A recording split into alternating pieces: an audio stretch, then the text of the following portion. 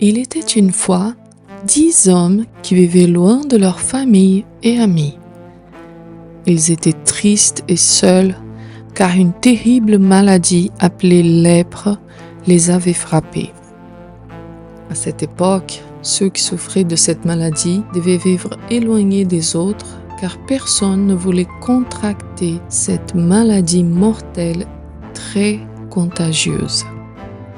Un jour, alors qu'ils étaient isolés, ils entendirent parler d'un homme nommé Jésus qui pouvait accomplir des miracles.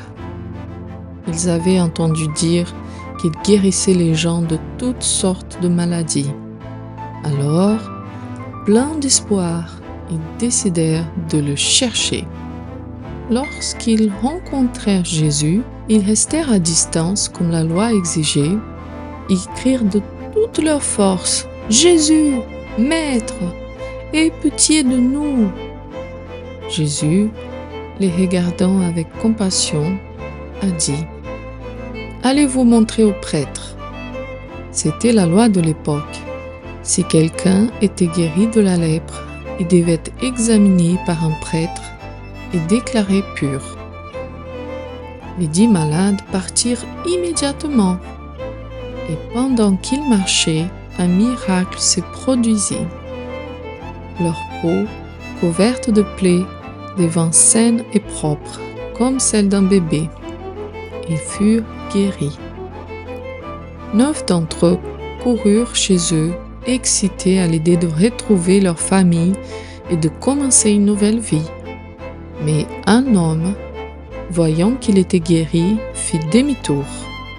Le cœur débordant de joie, il retourna auprès de Jésus, louant Dieu à haute voix. Il se prosterna aux pieds de Jésus et le remercia. Cet homme n'était pas un juif comme les autres. C'était un samaritain, souvent méprisé par les juifs. Jésus fut touché par le retour de cet homme et demanda « Les 10 n'ont-ils pas été guéris ? Où sont les 9 autres ? N'y a-t-il eu personne d'autre que ce Samaritain pour revenir et rendre gloire à Dieu ?» Puis, il dit au Samaritain, « Lève-toi et va, ta foi t'a sauvé. » On peut apprendre 3 choses très importantes de cette histoire. Les 10 lépreux s'étaient mis en route pour se montrer au prêtre avant même d'être guéris.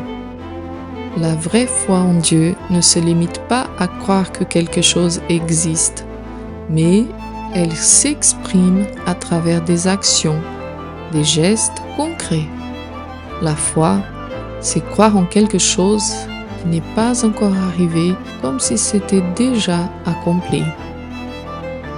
Cette histoire nous enseigne l'importance d'être reconnaissante envers Dieu pour toutes les bonnes choses qu'il nous donne. Une famille, une maison, la nourriture, etc. Beaucoup d'enfants n'ont pas cela. Donc, nous ne devons jamais oublier de dire merci à Dieu pour ses bénédictions. La gratitude apporte de la joie à notre cœur et à notre vie. 10 hommes ont été guéris de la lèpre, mais seulement un a été sauvé et a reçu la vie éternelle.